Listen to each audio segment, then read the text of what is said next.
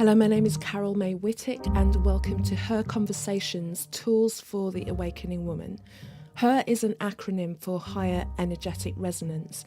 This is the optimal state to embody in order to attract our highest desires. Now, who is the awakening woman?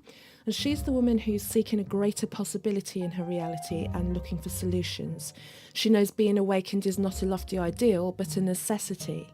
If she can transform herself, then she can change the world.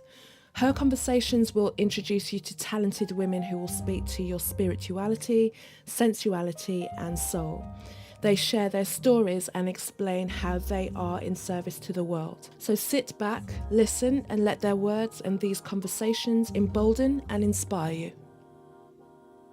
My guest on Her Conversations this week is Abi Osho. Abi is a dōTERRA wellness consultant. She's a lifestyle coach and a clinical hypnotherapist. During our talk, Abi speaks about the power and the potency of essential oils. Now, if you're like me, most women have a cabinet that's burgeoning with lotions and potions, and usually we will have purchased them because of some of the promised benefits. We want to have toned and blemished skin, we want to smell delicious. However, the price that we pay for these results can be high. Talking from personal experience, I've slowly phased out using the commonly available toiletries and cosmetics after doing my own deeper research, and just being really shocked to find out what those common ingredients are doing and potentially doing to my body. So Abi helps us out by naming some of the main chemicals in our beauty products that we should really look out for and try to avoid. She also highlights the power of our emotions and how, if they're not addressed, they can go on to create chronic illness within the body. Also, Abi tells us why she believes that some diseases only occur within certain cultures and the significance of that. So if you look out into essential oils, there are so many essential oils to choose from, and it can be overwhelming knowing what they do and where to start. Abi helps us out as well by choosing the top 3 essential oils to have in our cabinets. So I start, as I always do, with the important opening question. HER is an acronym for Higher Energetic Resonance. When do you feel at your most HER?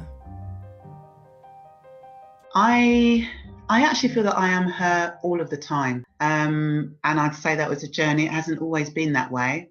I definitely think for the last few years, my journey's taken me to what I'm doing now. And I really feel that I am her. And what resonates with me, whether it's sort of early on in the morning or late at night, is that kind of feeling, that high vibration. And I always feel that if I am within my vibration at its highest, it doesn't always mean I'm going to get that back the other way, but it doesn't matter to me anymore, because I know I'm in there and I know that is the energy that I'm sharing with people.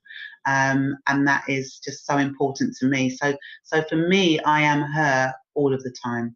So just to find out a little bit more about you, can you just kind of share some of your story and how has your life experience brought you to where you are today and doing what you're doing in the world? Yeah, sure. So I wasn't actually raised by my parents, but I was still living in and around quite a lot of children as we were growing up. And I think I remember from like a very young age, always being a bit of a nurturer and looking out for those smaller ones that were, maybe injuring themselves, etc., around me, not really thinking that much of it. And then as I got older and wasn't really sure what I wanted to do, I started working with young people and adults and working with getting them back into work. So for me, it was always, I think I had that social aspect of how can I help? What can I do and how can I help people and individuals? And I did that for many years. I worked, it was non-for-profit, but it was kind of in a bit of a corporate world, really. And I would work on government-funded programs and get that funding in place and roll out programs across the country for mainly young people that had been excluded from school. And I did that, and I enjoyed it and I loved it. But I always felt that even when I was doing that, that there was something that was kind of missing from me. I didn't know what it was. I couldn't quite put my finger on it, but I knew that there was something bigger out there for me. And probably it was about 12 years ago now, a friend of mine and I, we set up our first business, which was called Natural Energy. And we used to run juice bars and juice stands. Now, every corner you go to now will have a raw juice bar or stand, but 12 years ago, there were very, very, very few far between. And people would always ask us, well, what are you doing? Because, you know, raw juice and natural juice was not really, it wasn't big in those days, but we were really passionate about it. And I think that kind of started to get me on my journey. I'm jumping around a little bit here. But really, even before that, probably about 25 years ago, I was blessed to be invited to go to Egypt and live with a family for a few weeks. And I remember when I used to open my friend's mum's medicine cabinet, I'd open it up and these amazing smells would come out. And I'd be thinking, oh my gosh, what is that wonderful, wonderful smell? But it was 25 years ago, I was much younger and I didn't really understand essential oils. I wasn't even really that interested. I just thought that they smelled really nice. But I was still into like perfume and Givenchy and Isatis and all these different perfumes that I tried, which weren't really good for me, but I didn't really think about that back then. Anyway, fast forward, her mum gave me a bottle of lemon essential oil, which got back, I put it in the loft and kind of never to be seen again. And then 7 years later, when we were moving, I was moving everything out and I had this bottle of lemon essential oil and I dropped it on the floor and it smashed. And it was like, oh, but what I remember was the smell. My loft was like a lemon orchard.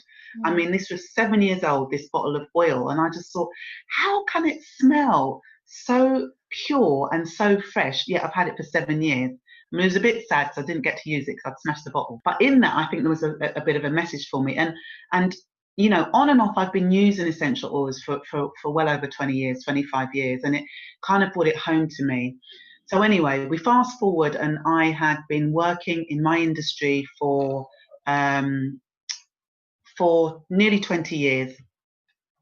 And I knew that I didn't want to do this forever, but I was at the stage of my life where, and this was about 3 years ago, so 3-4 years ago, not a long time ago, that I wanted to do something different. So I decided to take voluntary redundancy. And it was a big leap, but I knew I wanted to do something different. And I then set myself up as an education and skills coach and, consultant. And that's what I did. I worked with organisations, but I was still doing the same thing, really. I was still getting the funding, rolling out programs for young people. But because there were so many challenges within that and the funding could be taken and those young people lost opportunities, morally, my heart wasn't in that place anymore. I just felt that I couldn't give my best because your hands were always tied. So I decided that I needed to come totally away. And for me, I knew that I couldn't have 1 foot in and 1 foot out. I had to do all or nothing because otherwise I'd have just stayed there. I decided that this isn't what I wanted to do anymore, and I wanted to really get back into the whole measure of natural health, because all along these years I've been on the peripheral. I'd done the juicing, you know, I was very interested in like keeping healthy and fit and, you know, what I was putting inside my body and digestive health. I was interested in all of those things, but I wasn't putting all my energy into it for me. So I decided that I spoke to my then chief executive and said to him, this is where I'm at, and you know, I'm leaving. I had to work a 3 months notice period, although they allowed me to go earlier. And I had already trained as a coach and got my qualification, but I retrained as a clinical hypnotherapist. So I was very interested in how clinical hypnotherapy worked. I was interested in how emotions worked in the body, how our subconscious mind is 90% of our overall mind. It's only 10% really that's our conscious mind, yet many of us believe we live in our conscious mind. So that, you know, really intrigued me. And I'd had a lady that I knew through our children going to school, and she gave up smoking and she'd been to see a clinical hypnotherapist, and you know, she smoked a fair amount, and I was just intrigued as to how that happened. So that's what I did. I retrained and I left the old, I guess, corporate life after 20 years, and I started afresh. And it's not to say it wasn't without some anxiety and some apprehensions at first, because it was a new world, and suddenly I kind of felt a little bit like I was on my own. Where I always had a big team of people. I'd always managed a very large team of people and individuals, and now it was kind of just me. But I also felt that a weight had been lifted off my shoulders, and this was my time to fly. I just had to keep believing in myself that I could do it. And I think at the very beginning, I was doubtful. I was doubting myself and my own abilities in what else I could do. But when I actually, when I came out of industry, I met a great coach, and we were actually on some trainings together, and I brought her into the organisation, and I just was really inspired by the way she coached, and I thought, this is the kind of thing that I want to bring into my practice. So I did that. But fast forward again from that, as I was training, I finished all my advanced trainings for clinical hypnotherapy and my coaching. I thought, right, this is the business model that I want. So I want to work with everyone, but I always found that who was drawn to me were women that were also going through redundancy or changes themselves, that might have been in a career for a very long period of time, but knew they didn't want to be there anymore, but didn't know how to make that change, make that transition. And that was perfect for me, because kind of that was where I was at as well. So I worked alongside lots of women both in coaching and in hypnotherapy. And I was at an advanced course one day, and I saw somebody putting some essential oil in a glass of water. I thought, that's interesting. So I said, oh, what is that you're putting in the water? And she said, it's essential oil. I said, I didn't think you could ingest essential oils. And she said, well, these you can, and they're called dōTERRA. So I was like, okay, I want to research this because I'm very, very interested, which I did. The following week, I went to the Mind, Body, Spirit show, which was in Olympia. And there was this stand saying dōTERRA. And I thought, these are the people that do the oils. So I remember going up and saying, I would just like to buy a bottle of the wild orange essential oil because it was really beautiful. And they said to me, look, if you come to a class where we educate you on how to use essential oils as a natural form of medicine, then you can have this. You can have the bottle of orange for free. So I thought, one, I'm interested in the education, and two, I'll get my bottle of wild orange. And the rest is history in a way. I came across it, and I had carpal tunnel syndrome for 13 years, and I'll just explain very briefly what it is. People call it sciatica of the hand, and it's where it's nerve pain, shooting pains up and down the arm. My hand would swell up around 4 o'clock every morning. I couldn't drive my car really early in the morning because I couldn't grip with my left hand. I couldn't hold a glass, and it was quite painful. But I was never going to have the operation, so I'd have different aromas. I'd have acupuncture and different therapies. I came across this rub called Deep Blue Rub, and it had 7 essential oils in it mixed with aloe vera leaf gel, and I used it, and it relieved the pain. And I thought, well, that's quite amazing. Wasn't quite believing it because it just all seemed to happen too quickly. And I ordered it, and it took a couple of days to come, and in that couple of days the pain came back. So I used it every morning and every evening for 5 weeks, and I was really committed and very conscientious using it. I put it all over my wrist, all up my hand, etc. And for the last 2 years, which is when I started using it, I've been pain-free. So when I had that experience, I just knew that there was something incredibly powerful about these products and these oils. And it just kind of brought me back to that whole, when I smashed the bottle of lemon oil, which was then, well, it was 7 years at the time, but it's probably about 15 years ago now. And I think, the whole thing came around full circle. So I then had to make a decision, because I just invested a lot of money retraining myself in these other areas. And I thought, I want to do all of this together.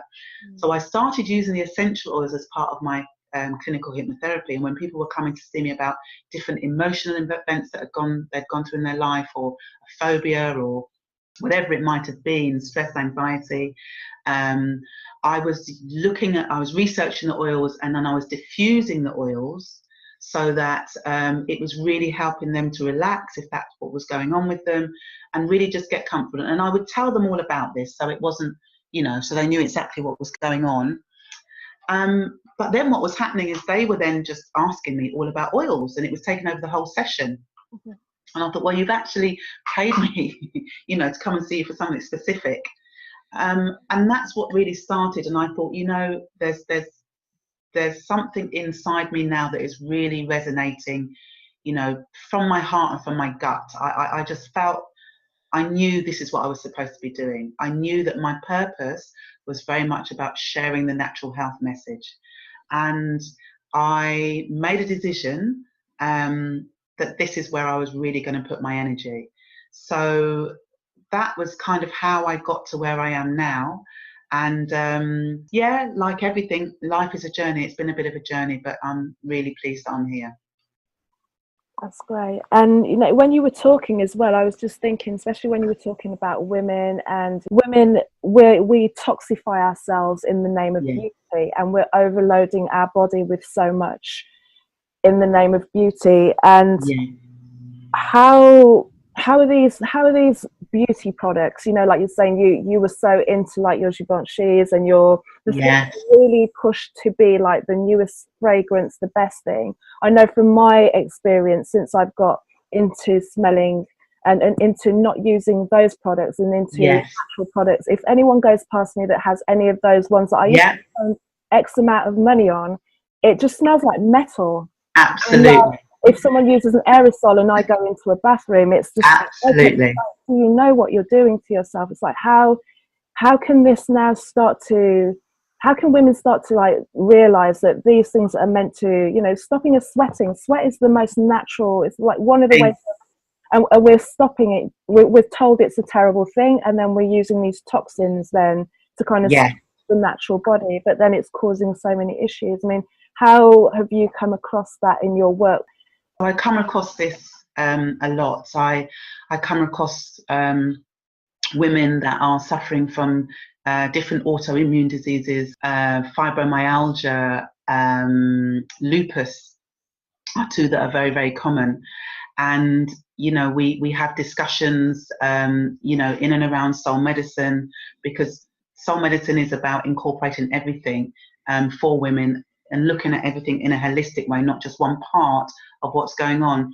And you know, we have conversations, and I'm speaking to them, or I'm teaching at my classes, and I'm saying, asking people if they're aware that, you know, when they're washing their hair and they're putting, you know, hair products in their hair, some of the things that are in those, sodium lauryate sulfate, some of those things are so toxic to our body, they are known carcinogens, and you know, they can cause tumors and all sorts of illnesses, particularly autoimmune diseases.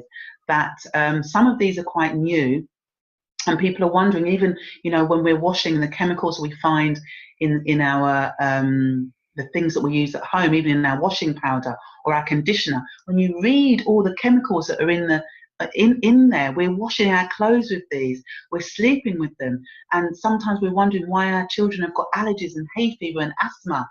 And it's because they are always compounded by these chemicals. And what they say is that our homes are the most toxic places that we live in. You know, bleach, Mr. Muscle, all of these things, and we smell them. And as we're smelling, we're inhaling all that toxicity, and it has to come out somewhere. And if that toxic is then forming different types of inflammation in the body, which is what it does, then the inflammation will generally then manifest itself into some kind of ailment or illness. And I mean, the picture is bigger than that in terms of toxicity, particularly, you know, when we're using shampoos and conditioners, and that's seeping straight through into us, you know, into our this very delicate head area. And we're wondering why, you know, certain types of tumors are becoming more and more apparent. And even your point about sweating, and when you're spraying on the deodorant and you're trying to close those glands so they can't breathe, when you think about that, when you're having that reaction with the antiperspirant, and you know, those glands are no longer being able to breathe, which is what they were there to do, you look at that, and then you've got to look at the correlation between that and what's happening with breast cancer. And I think when you really start to research this in detail, and I have, and I know many other women have out there, and they understand what they're spraying underneath their armpits, how those chemicals are really blocking all of their lymph nodes, and then they're seeing where that swelling and the cancer is starting to begin. Then they start to put together the dots. But a lot of the time, this is information, it is out there, we need to find it for ourselves, because we're not told this, and then we wonder why this is happening. So it's about everything that's going on in and around your environment, and whatever you feed yourself with, and this isn't just food, because food is extremely important, but it's whatever you wash your hair with, whatever you're washing your hands with, the antibacterial soaps, etc. Have a look at what's in those. 99.9% they tell you clears your bacteria, but it strips your hands. So therefore, once your hands are totally stripped, okay, then bacteria and viruses, you're even more prone to catch them, because you have no protection there anymore, and they're all built up of chemicals that are then being taken into the bloodstream. So it's really just looking at everything, your creams, reading about what's in the cream, washing up liquid. When you read what's in washing up liquid and you research some of those words, you'll be extremely surprised that you've been using this for years, and some of the causes in and around that. So it's just being aware of, it's not just about the food we eat, it's everything that we put on our bodies. Everything that's internalized will have some kind of a chemical reaction. And if we don't look after ourselves, the first point of disease is chronic inflammation internally. And, that's when things start to go down, potentially can start to go down a slippery slope. And for someone who then is like, okay, I want to start kind of living in a more healthful way, and you go into any chemist. I mean, I used to have like a monthly appointment with Boots, and I used to go in and I used to get all of those things. And I was happy with it. But then when I started to understand what these things are, I stripped out everything, and I probably go in there for like cotton wool now, because like that's the reason why I go in there. It's like I bypass everything that I used to invest heavily in. It costs me a lot less now, because I'm kind of whipping up my own natural versions. Absolutely. If someone was wanting to kind of go into their chemist, and what were the kind of key ingredients that maybe someone should think, actually, I'm not going to do it because that's not the best one? How can they move away from that, and what alternatives do you have in mind? And I mean, like from your own experience as well. Yeah, I mean, I think when I was doing my research and I was looking at ingredients, particularly in like hair care products, so as I said, sodium lauryl sulfate you'll find in so many hair care products, in skincare products. It's very, very toxic. It's a synthetic mimicker of our estrogen and hormones, and we haven't got time to go into detail in that now, but even if you Google and you see that word on there, I'd really think twice about wanting to buy any of those products for you or anyone in your family and putting them on your skin. So even if you start there, and you also want to be looking at if something says, oh, it's been made with lavender, or it's been made with bergamot, the reality is it's very rarely that it's going to be a pure essential oil. If it is, then it's probably going to be maybe 0.5 or maybe 1 or 2%, and the rest is all bulked out with chemicals. So it's really the chemicals that you're kind of putting on the system, as opposed to the essential oil. And now, essential oils are big business. And there are grades of essential oils. All things aren't made equal. So the minute somebody will put on, oh, we've got lavender essential oil in this, or, frankincense is one of my favorite essential oils. I mean, it's an amazingly powerful oil. And in some of those really expensive skincare products, you'll find frankincense in there. You'll probably find around 1% of it in there, and everything else in there is a chemical that you're putting on your skin. So you're not even getting the true frankincense that is actually going to feed your skin. You're going to be feeding yourself with chemicals, etc. So There's another one that they've been looking at, which is called triplopan. Now, in America, it's actually been banned, and I won't name organisations, but there's certain organisations here that are saying that they are going to take it out of existence between now and 2018. So I would just look out for things like that, because they are known to be carcinogens, and it's been known a long time. But you know, sometimes when you're up against huge organisations in the pharmaceutical world, it can be challenging to get this information out there to the forefront. It can be extremely challenging, and that's why it takes such a long time sometimes to filter through the information. And even when we go to our doctor, if I mean, I'm not somebody that really does go to the doctor, but you know, I know that people do. And even from a doctor, when they've had a clinical trial and they found, you know, a drug or something that works really well in the body, it can sometimes take up to 17 years for that information to filter down from the clinical trial all the way down to like a local GP doctor's surgery. Now, nobody's got that long to wait. And, you know, I think if we become our own healers, if we look and make those choices, and rightly or wrongly, it's just about getting on that path, because you're not going to get everything right at first. And, you know, you do things step by step, because it is an expense. What is the natural element of this? And look more into that. You will really struggle to go back to using any chemicals. And as Cara was saying, same for me. If I walk into a room and somebody has sprayed a deodorant or somebody has used a bleach or something, I have to come out of that room, because I just cannot, you know, my olfactory, my nose picks it up, and it's almost like, oh, toxin alert, and I have to come out of that space. Yeah. And that's what happens. And I think when you're on the journey to natural health, you do that in your own time. It's all about choices and making the right choices, because all our body ever wants to do is to be in balance. And if we feed it the right food, we drink enough of the right water,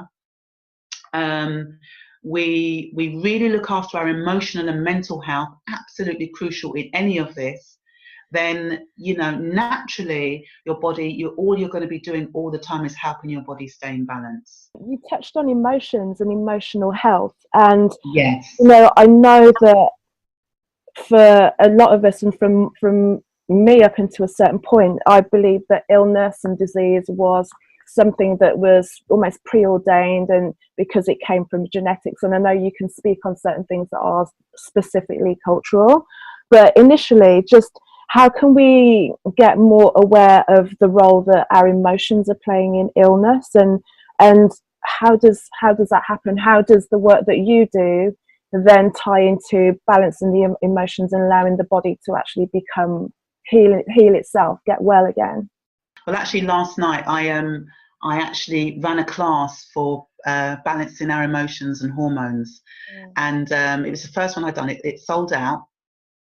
And I will be doing more, and that was based on, I meet so many women. As you know, Carol, I travel up and down the country, London, Birmingham, Worcestershire, whatever, you know, speaking about the essential oils and sharing that message. And every show I go to, I would always come across a woman that will come up and whisper in my ear, do you have anything for hot flushes? Do you have anything that will help me with like stress and anxiety? So I wanted to actually customize a class that would really be about that, and also be a space for women, a safe space where we could really share the experiences that they had. Because for many people, it can be debilitating. It can be soul destroying in many ways. And so that's what we did. We had the first one last night, and it was brilliant. And I am going to be doing more of those. But I think emotionally, you know, as women, from sort of the age when we start our monthly cycle all the way through to menopause, we are our emotions and hormones. And emotions and hormones are linked together. They kind of dovetail in like this. So what you find is that, I spoke a little bit about it earlier on, our subconscious mind is the seat of our emotions. It's where all our long-term memory is kept. So when you smell a smell, and the reason why essential oils are so powerful is that you could pick up a bottle of essential oil, let's say lavender for instance, and it might take you back to when you were 5 or 6 years old, sat next to your grandma. That is the power of emotion, and that is the power of smell. Or somebody might be walking, I don't know, they might have gone to a town for the day, and they might smell something like candy floss. And again, it takes you back to like when you were 4 years old, and you relive that moment as if you were still there. So that is the power of emotion. And what happens with us is when we don't recognize how powerful our emotions are, so if something traumatic has happened to us, and you know, that could be something traumatic that has instilled fear or anger into us at a very young age, and we suppress that because we think it's gone away, but the chemical reaction in the body doesn't release that emotion. The chemical reaction in that body still works in that area. And what happens is your subconscious mind is about 90% of the mind. Only 10% of our conscious mind is what we think that we're living in every day, day in, day out. But that emotion has already been born in our subconscious mind. Yeah, it's already become a reality. And what can then happen is that can manifest itself into some kind of ailment or condition or illness. And what we think we've done by subduing it and pressing it down, we think we've got rid of it. No, we've allowed it to fester there. So fear and anger are actually held as an emotion in the gut. So many people that suffer from potentially IBS-related symptoms, or you know, anything to do with diverticulosis or chronic bloating, or constant diarrhea, Crohn's disease, a whole realm of different gut issues, can very many times be born from holding on to these emotions in that area. You know, grief and guilt are held in the heart. And, you know, these are powerful emotions. It's a chemical reaction. So again, when people sometimes get sick and they get, you know, heart palpitations or heartaches or different ailments or conditions that are going on with the heart, it's about what is going on with that emotion, what caused that in the first place. Now, many people think on the physical level, and they think, oh, well, you know, my mum had it, or my dad had it, or such and such had it. But that is not always the case. And, you know, for many people, they've shown that some of these things are reversible, but it's about what we're thinking. Now, I meet many, many, many women in my classes, at workshops, at festivals that, you know, we have conversations about fibroids. Now, in the Afro-Caribbean community, the numbers are extraordinarily high. It does affect other people outside of that as well, but most of the women that I meet are Afro-Caribbean. And, you know, speak about fibroids, and, you know, I've kind of seen from the size sometimes of their stomach how large the fibroids are and how debilitating that is, and the time they're having to take off work, and, you know, they can't leave the house sometimes for 2 weeks because they're constantly menstruating, and their lack of iron, they're anemic, all of these things. And what was really interesting to me was, I'm very interested in epigenetics, and I know we haven't got time to talk about that now, but please, if you get the opportunity, have a look at it. And it's very much about transferring our genes and our DNA from generation to generation. And I wonder, I asked myself, I'm very curious about this, and I'm looking into this at the moment, if we took ourselves back to our ancestors and our history, where was fibroids actually born? When did fibroids actually start? You know, can we take ourselves back there, and can we look at slavery, for instance? And if we look at some of the illnesses that have been brought forward from those times, those extremely traumatic times, where, you know, all of those emotions would have been absolutely rife in the body, have they been passed down through generation to generation? And sometimes I even hear women say, well, you know, it wasn't a surprise for me when I found out that I was going to, you know, suffering from fibroids because my mum had fibroids, my grandmother had fibroids, and so I knew at some point, it was probably, I was probably going to get it if I wasn't already born with it.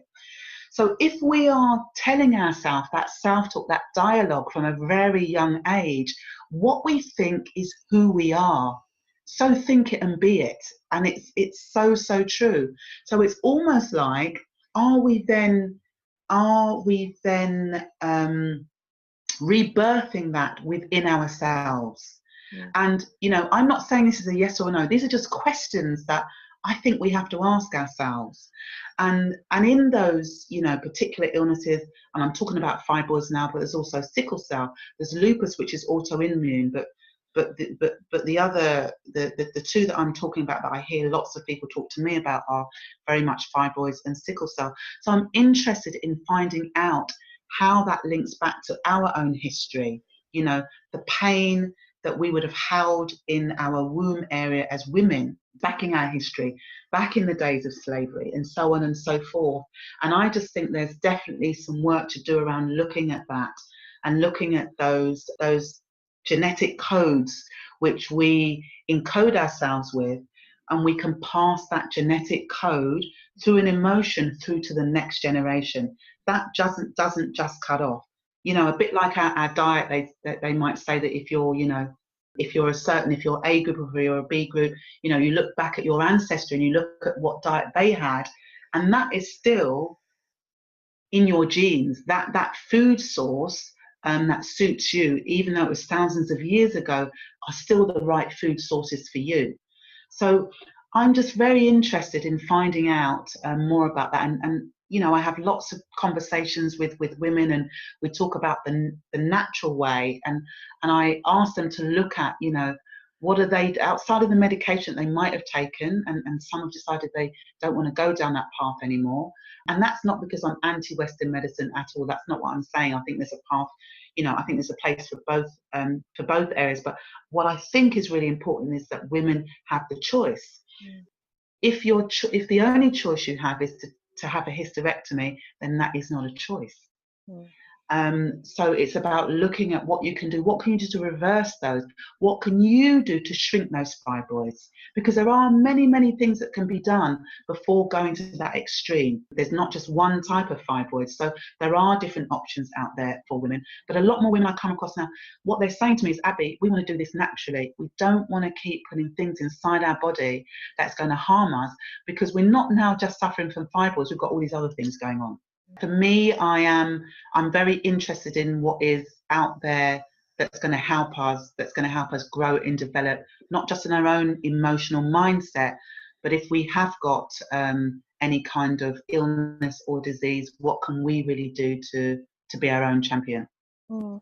And it's great what you said. It's interesting. When I was having an interview yesterday, speaking about epigenetics as well, because I'm a great fan of Bruce Lipton. I'd encourage anybody, even if you just go onto YouTube and just type his name. He's very high science, but he makes it he's so passionate about it. Absolutely. About him, he came from a scientific background. He was he was high up, and then it was just not making 100% sense, and he came out of it. And his work since then has been completely astounding. You can watch a 10-minute interview with him, or you can watch a 3-hour lecture. If you're watching a 3-hour lecture with Bruce Lipton, it won't feel like 3 hours. He just presents it in such a way, and he's fantastic. He's so good. And also talking about that genetic code as well of what are we carrying? Is it a genetic code, or is it an emotional code that we're carrying because things have not yet been resolved about, especially how certain cultures feel that they fit in, and whether they're being heard and allowed to live in the way they want to live in society. So it's a deep subject, and it can go so many different ways really, but I'm glad that you touched on it as well. And it will just pique interest for everyone to kind of think about what we think is our fate, and what power we have within ourselves as well.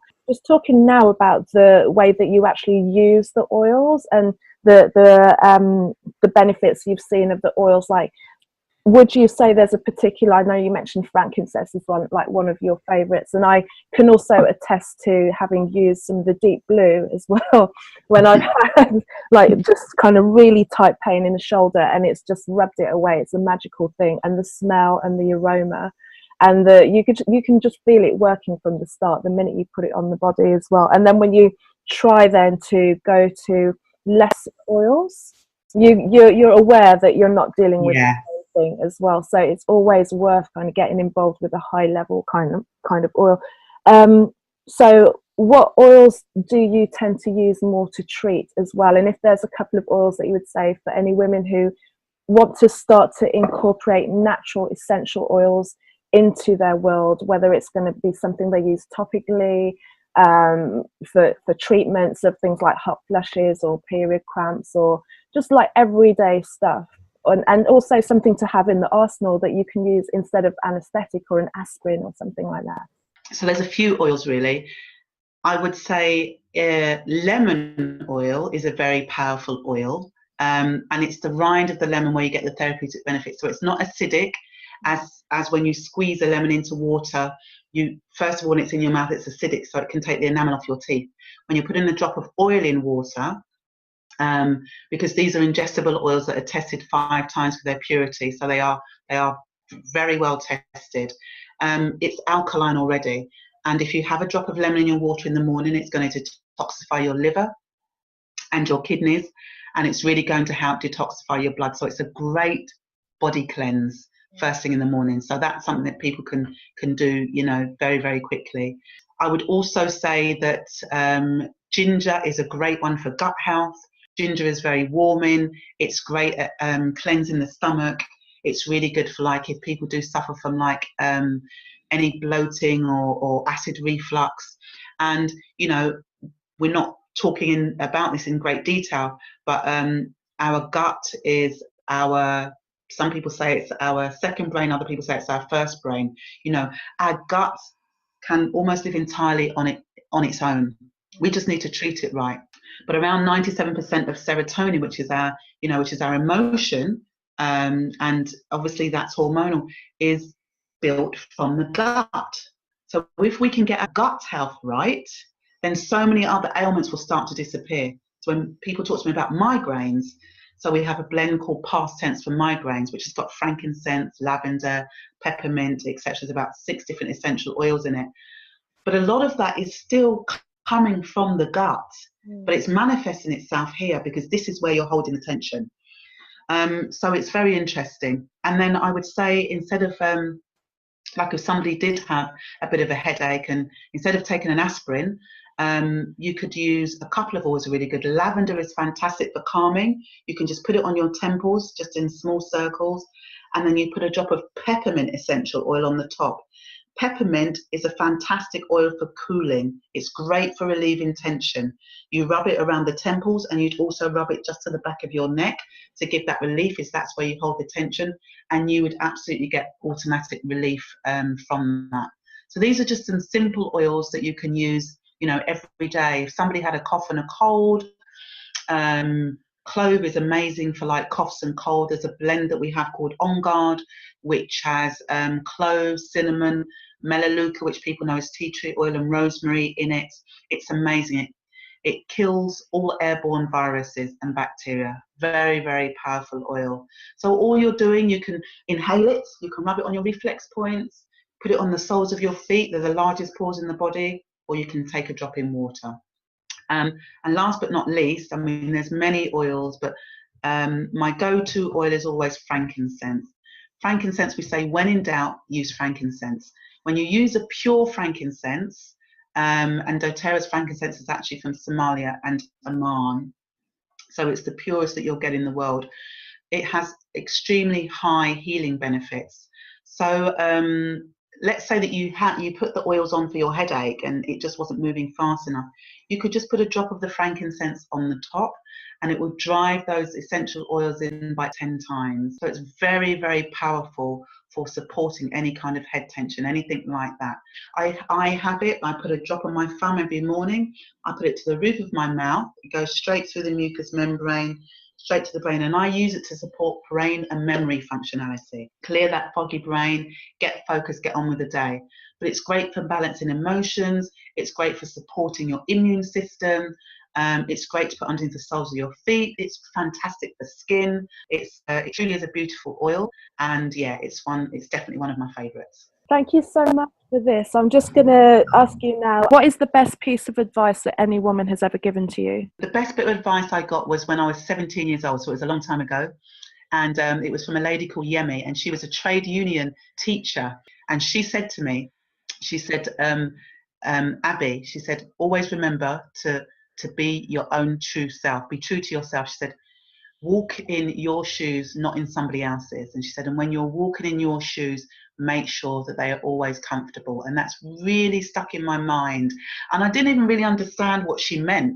As I've got older and I've matured more, and I think about what she was saying to me, it was so true. And I think it was such a poignant thing for her to say it to me at that time, because I was very young and I was struggling, and I had a lot of responsibility on my shoulders. And she could see that, but I was living it and I couldn't really see it. Her saying that to me many years ago really made a difference for me. It's great when you just have someone come in and drop some knowledge on you, and it takes you like a few decades to work it out. The penny drops one day. That's great. And then which female do you think represents higher energetic resonance? Oprah Winfrey, without a doubt. I think she is, I can remember watching Oprah many years ago, and I was absorbed in whatever it was that she was saying. And I think her message has never changed. You know, her message of how we look after ourselves, how we empower ourselves, you know, how we love people, the need to forgive people. Her message has never really changed. And I think even now when you watch her on her own network doing Soulful Sunday, she just has such a presence about her, and she's always been so generous with her energy and what she's about, that I just think she's extremely inspirational. I just think she's a powerhouse. And you know, I can YouTube and I can just watch Oprah for 5 minutes, and that's just totally lifted me to where I need to be for the day. Perfect. And name your favourite self-care ritual, favourite self-care practice that you have. So I guess my favourite one, when I get up in the morning, it's not a long one, it's about 15 minutes. I'll get up in the morning and I'll start to give gratitude and give thanks for what's going to happen during that day. And I'll have 3 oils. One of them is always frankincense, because it's also amazing for meditation. Mm-hmm. And then I'll have like a blend of oils. So if I've got a lot to do, I have a blend of oils called Motivate, which has got ylang ylang, peppermint, melissa, beautiful, beautiful citrus oils, but it really kind of gets me going in the morning. And then I have Roman chamomile, which is another oil which is amazing. Just smelling the Roman chamomile in its pure state for really de-stressing and just getting you focused and getting you balanced. It's absolutely beautiful. So I'll have this ritual where I'll actually put the drops on my hand, and as I'm inhaling them and I'm breathing those oils in, knowing what they're doing on a physical level, but all of them, every single essential oil has an emotional meaning. Okay, so frankincense is the oil of truth. It's the male energy. And it's very much a protection oil. And frankincense is one of the oils which is there on one of the highest vibrations. So when part of the reason why I use frankincense every day is because I know that I am vibrating high when I've been using frankincense, and that's what I'm sharing with other people. Roman chamomile, also high in vibration. It's just a beautiful, beautiful floral smell. It's very, very calming. And I inhale that. And as I'm giving my 15 minutes, I'm doing my meditation and giving my gratitude, they really, really just lift me and elevate me. And that's what I do every morning to just really get me going for the day and keep me grounded. And yeah, I then wake up embracing this high vibration, which I know then I'm sharing with everybody that I come into contact with. Perfect, thank you. And so going forward now, what's next for you? What's next for soul medicine? I think exciting times for soul medicine. I think for me, I love when I see people regain their physical health and their emotional health, absolutely. But what I also love is when I'm around people that are growing in their spiritual health and also in their financial health. So I think what dōTERRA has done for me and many other women that I come into contact and I'm supporting, or our business partners now in dōTERRA, is it's allowed them to have that financial health. So I'm really excited. Yeah, I'm excited now about working with all these different women and females and, coaching to really look at transition for them and what's going on in their life and how they get from the stage they are now to where it is they want to go to. I'm really supporting them and working with them on their journey to natural health. And the goal really is to keep sharing that natural health message. And I'll know all the time I have voice inside me. This is what I'll be doing. So yeah, good things. And how can we further find you, contact you online? Yeah, sure. So my website is www.soul-medicine.co.uk. So you can find me on there. You can find out what I'm about, what I'm doing. You can look at the classes that I've got running, etc., the education classes. Or you can email me on abi@soul-medicine.co.uk, or you can find me on Instagram at abi_soulmedicine. Perfect. Thank you, Abi. I just want to say thank you so much for coming on and being part of Her Conversations. And there goes another episode. So thank you so much for making it thus far and listening to this week's Her Conversations. I really do appreciate your attention and you listening to this. And now as it's getting on, I really appreciate the fact that I'm getting feedback about how the previous episodes have resonated, and also the guests that I'm getting onto these podcasts are really touching a part of your soul and really speaking to you and inspiring you to do more. Just a couple more things really to wrap up. What I'd really like to ask you to do is, if you really enjoy this, is to start to spread the word, because I can do as much as I can do, but if you feel that within your community, within the women that you know, and even some of the men, even though it's called Her Conversations, if there's anyone out there that you think would really benefit from listening to one of the podcasts or all of the podcasts, and please feel free to share them. I'd really, really appreciate that happening. Also, if you want to be aware of every new episode, I suggest that you subscribe. So there'll be a button somewhere, whether you're on iTunes or whether you're on YouTube, so that you can hit subscribe, and then the minute that a new episode is uploaded, it's there on your device ready for you to listen to at your own convenience. And also, if you'd like to reach out to me, my website is carolmaywhittick.com. Spell that out for you. It's carolmaewhittick.com. And then you can find me on social media. So on Facebook, it's under my name, Carol May Whittick. On Twitter and Instagram, I go under the handle of Casmic, CAZMICK. Maybe I should change it, but it's a nickname and I like it, so I'm hanging on to it. So thank you so much for listening to Her Conversations, and I look forward to connecting to you either outside of the podcast or online somewhere. Take care. Speak soon.